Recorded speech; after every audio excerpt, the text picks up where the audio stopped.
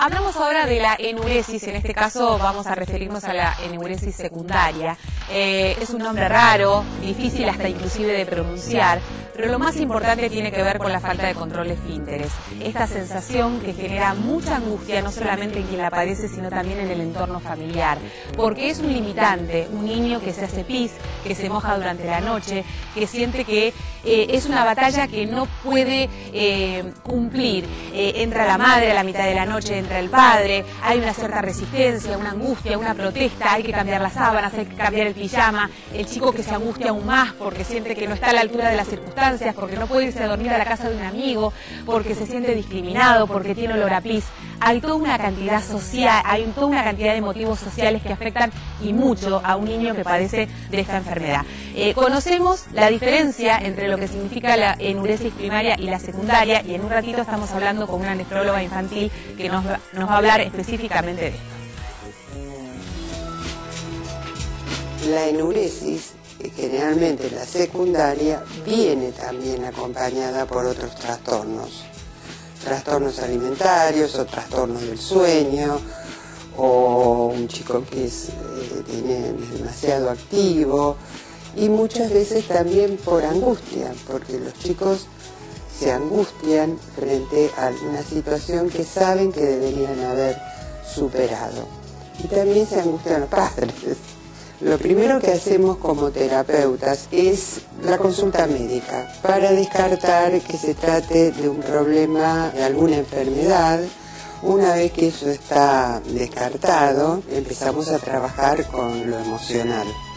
Tenemos que investigar otras cuestiones también con la familia, como es la llegada de un hermano, una mudanza, el fallecimiento de un familiar, el comienzo de la escuela, a veces divorcio entre los padres, que los padres hayan emigrado a otro país o a otra provincia.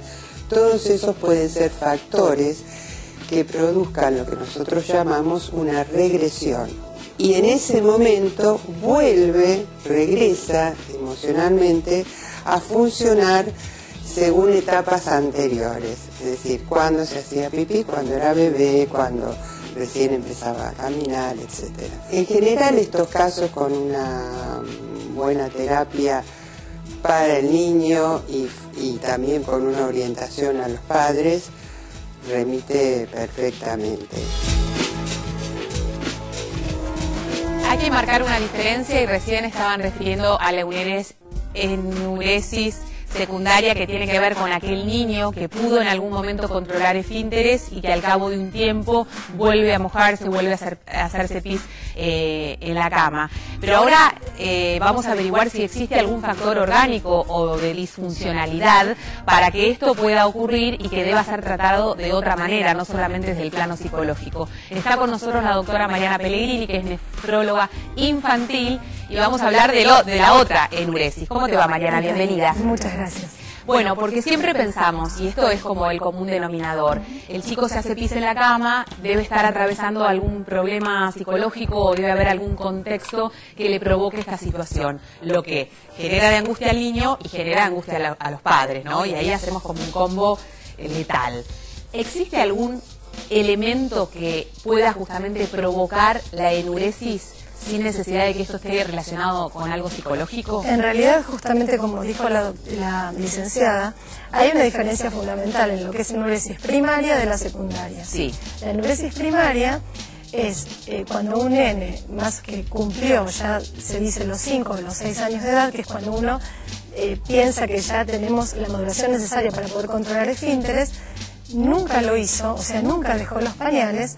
Sobre todo, uno sabe que esta maduración depende, los chicos generalmente controlan primero durante el día, y la noche cuesta un poquito más. Sí. Entonces, si nunca controló esfínteres en la noche, uno habla de enuresis primaria. Distinto es el chico, como vimos en el tape, que controla esfínteres y ante algún evento, ya sea psicológico u orgánico, deja de controlar y es como que vuelve otra vez a perder ese control que había adquirido. Entonces, son dos cosas completamente diferentes. Ahora vamos a referirnos entonces a aquel que nunca llegó a controlar. Que es básicamente algo que angustia mucho a los padres, muchísimo, pero no tanto a los médicos. Eso es por ahí lo más importante. Está bueno. Porque en realidad el médico sabe que el hecho de poder contener es algo socialmente implícito. Un chico entra al jardín a los 3 años y tiene que llegar al jardín sin pañales. La maduración es totalmente diferente. Yo, por ejemplo, siempre digo, un chico a los 5 años, ¿quiénes controlan el esfínteres? Por ahí un 75% de los chicos. Queda un 15% que no lograron el control a los 5 años, ese 15% restante. Y hay chicos que llegan a la adolescencia y todavía no controlaron esfínteres. Y esto no sale de la normalidad. Uno espera, por eso decimos nosotros que es algo que angustia mucho a la familia, angustia mucho al chico, pero no tanto a los médicos. Entonces, ¿por qué? Porque está dentro de estos distintos procesos de maduración que cada individuo pueda tener. Y que no tiene que ver con lo psicológico.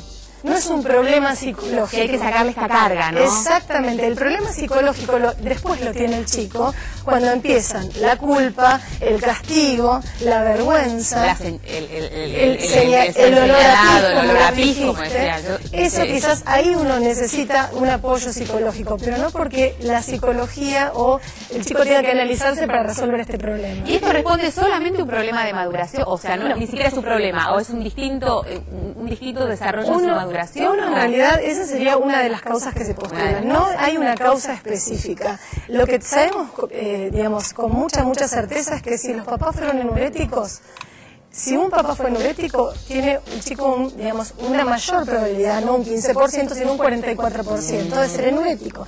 Y si los dos papás fueron enuréticos, un 77%. O sea que hay una herencia que se piensa que es dominante y que responde a... Quizás es difícil y uno en la consulta lo tiene que preguntar, porque esto generalmente se oculta.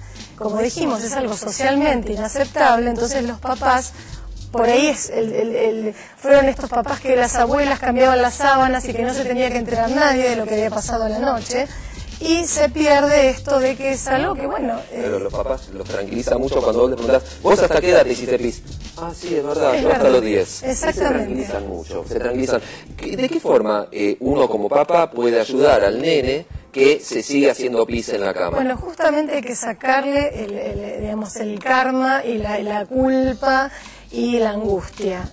Lo que hay que hacer es tomarlo como algo normal. Es como un chico que en vez de aprender a caminar al año, lo hace al año y medio y sigue siendo normal. El problema es que esto tarda más. Esto tiene una resolución más o menos de un 15% anual sola, sin ninguna intervención. Lo fundamental y lo que sabemos que no es traumático, no hay que dar ninguna medicación, es la restricción de líquidos. Uno le puede aconsejar a los papás que el chico libremente tome líquidos hasta la tarde, que después meriende y solamente tome un vasito de agua, pues si tomamos otra cosa nos gusta más y tomamos más, a la noche.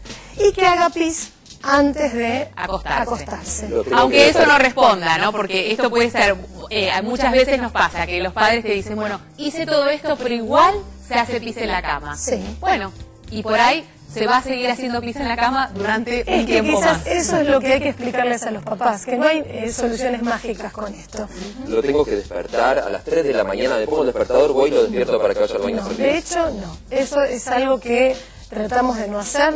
Primero no duermen los papás, no duerme el chico y el chico sigue con la misma maduración. No hay algo que intervenga y que pueda hacer que su maduración normal siga de la misma manera. Lo mismo que los castigos, Lo ¿no? mismo que los los padres castigos. que dicen, bueno, a partir de hoy no te voy a cambiar más las sábanas y te vas a dormir mojado toda la noche, como si eso fuera la resolución mental para que el chico modifique conductas. O tenés que cambiar vos la sábana como castigo para O sea que nada de eso sirve. Nada de eso sirve. ¿Y el premio?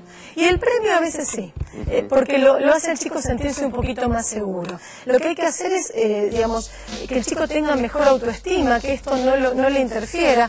A veces pasa que con los nenes chiquitos, por ahí uno no ve esto angustiante. Y a veces he tenido consultas de chicos adolescentes que vienen y me plantean, yo me tengo que ir de campamento y tengo miedo de mojarme. En esas situaciones uno puede, digamos, utilizar alguna medida ya sea alguna medicación o algo puntual, pero son casos muy puntuales. Ah, porque existe algún fármaco que pueda controlar. Exactamente, pero no son fármacos que uno use en forma prolongada, ni rutinariamente, ni en todos los chicos. Hay que investigar cada caso en particular y se le puede dar una solución puntual, por ahí para ese día, pero no va a haber soluciones mágicas. Esto de la autoestima también que mencionaba Sergio recién, esto de poder hablar libremente cuando el chico tiene seguridad, ya cambia el entorno. Exactamente. Si el chico se ríe de sí mismo y dice, no, cuidado, porque en general los chicos duermen juntos en la cama o se invitan a dormir y duermen pata con cabeza, digamos, se da toda esta circunstancia y que obviamente limita la vida social de este niño si siente o se siente discriminado por una situación que le pasa. O también saber... O reírse, decir, bueno, no te metas en mi cama porque no te vas a mojar. O no tomemos en un campamento. Una vez me planteó, y yo les conté a mis amigos de la carpa, y entonces a la noche nadie tomó tanto líquido y era como que de esa manera lo hacen algo más natural, que realmente es así. Claro. Es cuestión de tiempo. Es cuestión de y de paciencia para los papás. ¿No hay ningún adulto que sufra de enuresis? A la adultez puede llegar un 1%, pero es mínima. Ya seguramente ahí esto implica otras situaciones que quizás el urólogo debe también tener en cuenta. Con lo cual, pensando desde el punto de vista de los niños y de su desarrollo, todos van a evolucionar de manera distinta, todos de hecho lo hacen y en algún momento van a dejar de hacerse pis en la cama. Exacto. Hay momentos que llegan más tarde y otros que llegan más temprano. Y tenemos que saltar. Los castigos no sirven para nada.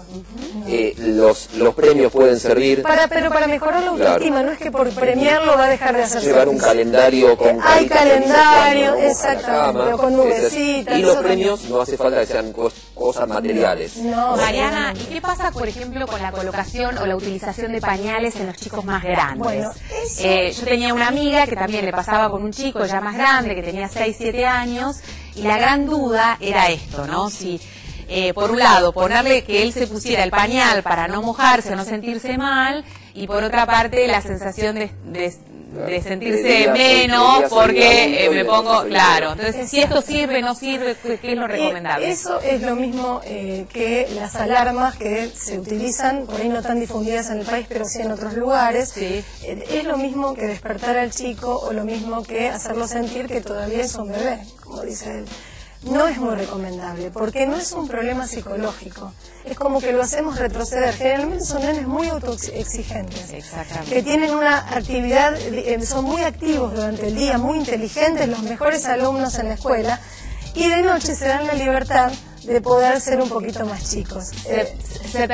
Entonces hay que permitirse. Ay, no, me da mucha ternura porque es tal cual y en general responde un poco a esa misma personalidad, ¿no? Esto de estar siempre a la altura de las circunstancias y cuando pierdo un poco el control y me relajo, me permito hacerme pipí Exacto, encima. hay que permitírselos. Gracias, Mariana, ha sido un placer y la verdad es que de muchísima utilidad porque hay muchos fantasmas, muchas controversias respecto a esto y hemos aprendido que nada de lo que suponemos sirve realmente, sino más bien relajarnos y dejar que pase y en algún momento pasará. Gracias. Hacemos la pausa y en un ratito estamos hablando de si existe o no una alimentación adecuada para combatir el insomnio. Ya venimos. Todo lo que veo, más todo lo que siento. Si te veo, amor, del otro lado yo voy a cruzar. Todo lo que tengo es todo lo que intento. Un temporal, un circo malo, una playa sin verano en espiral. Abandonado, la claridad, de corazón yo voy andando.